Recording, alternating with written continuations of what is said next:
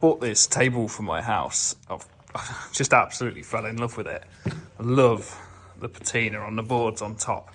It's a little bit like misaligned, so I think I'm gonna perhaps use that biscuit cutter and put a couple of biscuits in it and just slot them back together. So there's still like a gap, a bit like that. So it's still like aged, but it's not got that big sort of step in it, which is just a little bit unsightly for a house. But yeah, beautiful thing. The chairs they're not matching chairs for the table, but they've got lovely, I think, elm boards to the bottom. Just loads and loads of character. But yeah, I'm wondering what to do with it, whether to just leave it with a bit of like character on it, just give it a nice clean, sort the top out and leave it alone, or whether to get it so it's completely rigid, refurb it a bit and get it like painted up really nice and keep the character in the wood but give it a really sharp coat of paint. I'm not quite sure, but I will be doing fairly soon. So I want to make a bench for the other side of it, so matching style, sort of a antique looking bench for this side of it. So I'm looking out for a bit of pine or elm that matches this sort of character for the bench top. And keep your eyes peeled for that video in probably the coming couple of weeks. What do you guys reckon this will be worth? I think if I sorted the top out so it's nice and flush across the top, but kept the character and a perfect coat of wax on it, put it in a kitchen showroom, what do you think the price would be on it? Anyway, I'm back on the oak job this afternoon. You'll be pleased to know I've added some cross braces to them old trestles. Adding the cross braces was easier than going and fetching a different set of trestles, and it's improved them anyway. So they are solid as a rock now, so made a little improvement. Got a bit bigger work area. The bales are gone and we've moved all the stuff over to this corner of the workshop. Lovely if it was the workshop, but we're in this corner of the barn now, so they're all the posts that are done. I'm 7. I'm on my 8th post and there's I think 13 to do, so hopefully I'll get them done today. Probably won't do any filming of machining these posts because I've covered it all in the last couple of vlogs. And the next thing you'll see me doing on these is probably going to be, there's a bit of a different detail on the end of the porch or the canopy. So when I get to that one, I'll probably include that one in the videos. Baler is pretty much parked up now. Last job we did got rained off. So it's a little bit annoying that you go to keep it dry all season and the last job you go to when you're going to park it up for the winter, it's got rained off and wet on. But it is what it is. I was just going to say, I saw on Amazon last night that these are dead cheap again. They're 42 quid. I've had a set of these for about 14, 15 years, pretty much when I started kicking around the workshop. And they're brilliant little trestles. And for 40 quid, you can't really complain. I'll keep 2 sets in the van now. And they lock together. You can carry them in. They're dead lightweight and they're dead easy to set up. The only drawback I would say there is to these trestles is that you can't really clamp because the underside of them is hollow where the legs sit into them. You can't really stick like a quick grip on and clamp stuff to them when you're working, so that's a tiny bit annoying, but it's about the only thing that I've found is frustrating with them. For every other aspect, I've had some seriously heavy stuff on these and they seem to have lasted pretty well. I stopped my music to show the appreciation of this bit of wood. Look how beautiful that is. Lovely. Big knot. It's dead hard. That was stupidly hard to mortise out with the chain mortiser. And then this piece, this lovely like sap shake in it, a sap pocket. I don't know quite what you'd call it, an oak, like a fissure maybe. Bit of an imperfection. That's going to be right on the front of the frame by the front door. Look at it, beautiful. And the fit of that brace too.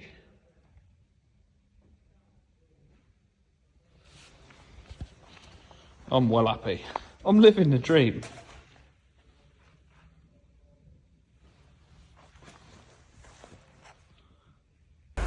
Here's a good test for the old Stanley trestles.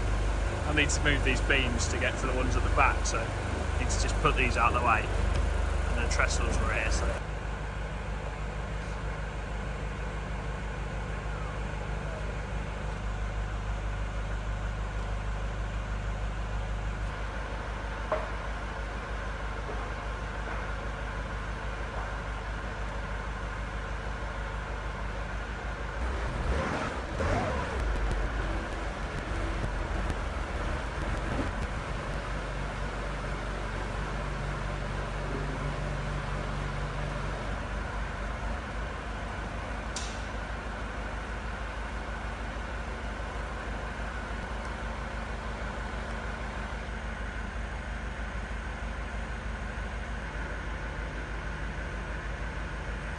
I'd say from like just looking at it, that is the limit of them stalls, but apparently they can take another, I forget what it was now, was it 270 and that says 340, so you could get another 70 odd kilos on top of these two beams, and they're still rated to that, which I don't know if I'd trust that, but they are pretty decent. They're strong stalls.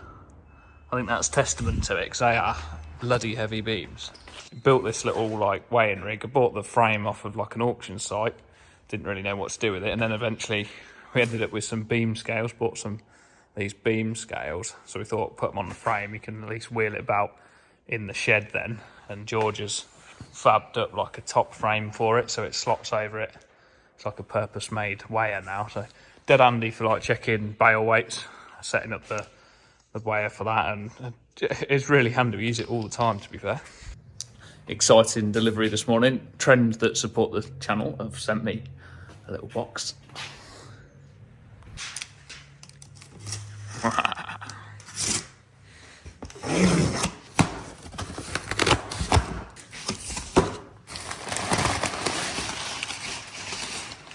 Dun, dun, dun. I've wanted one of these for so long. There's so many jobs to do, like blowing down the workshops and blowing down the balers when we're farming. Just, there's loads of times when I'm in the dust and I think I really ought to get one of these. And especially if you're using something like a grinder where you need the goggles as well. I can't wait to give it a go.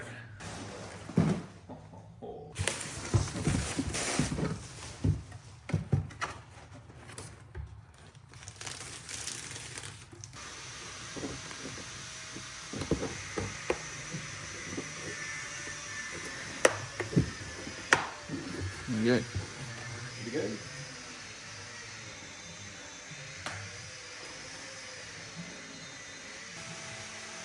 That's ideal.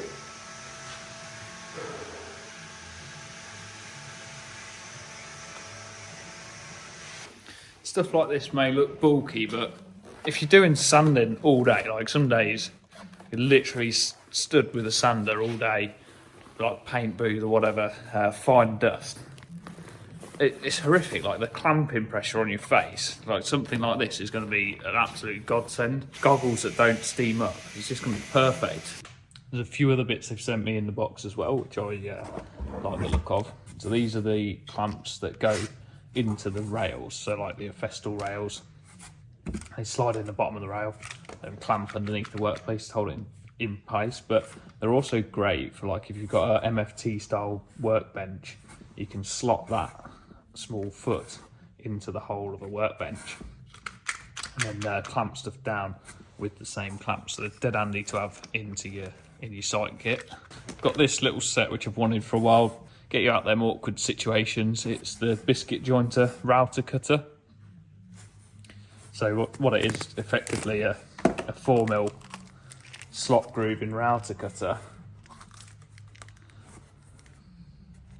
that you can change the bearing on. So it comes with the different sort of spacer bearing packs, and you can use different size biscuits. So obviously use the smallest bearing to suit the biggest size biscuit. It's great for like places where you can't get the domino into, like if you need to joint something up close to a wall, you obviously can't get the domino machine in because of the wall, like a piece of flooring or a step. You can run that in on the router. I've got a couple of the biggest biscuits there to go in, so that should come in dead handy. Really, really nice little tool. I've wanted one for a while. You might remember from the window lining video, one of my first blogs, needed some planer blades. Turns out I haven't got any, so yeah, a little replacement pack of planer blades there. Might give them a change in a minute, just because while you remember, it's good to do stuff like that. This might come in handy at that time as well. So tool cleaner, getting all the resin and stuff off of your tools. I've always used like a thinners or something like that to clean my tools. I've never bought the proper cleaner, so it'd be quite interesting to see whether this stuff is a lot more effective. Then I've just got a bunch of sort of like replacement rounds bits, ones that I use quite often. These are the bits that I use to deepen out them haunches. And I've had a lot of messages on Instagram and on Facebook about people saying thanks for that. It's a really, really good tip to get accurate depths on your haunches using this router bit. And this one is for like your draft strips, your Aquamac 21 style draft strip. I use this all the time on the bottom of doors. So every door I make, this will pretty much guarantee it's going to have one of them draft strips in the underside of the door. It's a sort of faultless way of draft proofing the bottom of a door without having a seal underfoot. So you need that router bit pretty much to do that job. It's a really important bit of kit for me. Quickly slip the new blades in this one. We don't really know how lucky we are with modern tooling, how easy it is to change stuff like a planer blade. I mean, back when I was an apprentice, and it's not that long ago, but you'd have the resharpenable heavy blades. You have to use a setting jig to get them right. It was like a 20-minute ordeal to get your planer blades changed. Same with all like the insert tooling available, like the spiral cutters, and you never have to change them because they last so long. They're made of carbide. They make a better job. They're quieter. They take less power to run. And if you chip them, you just change the one that's chipped.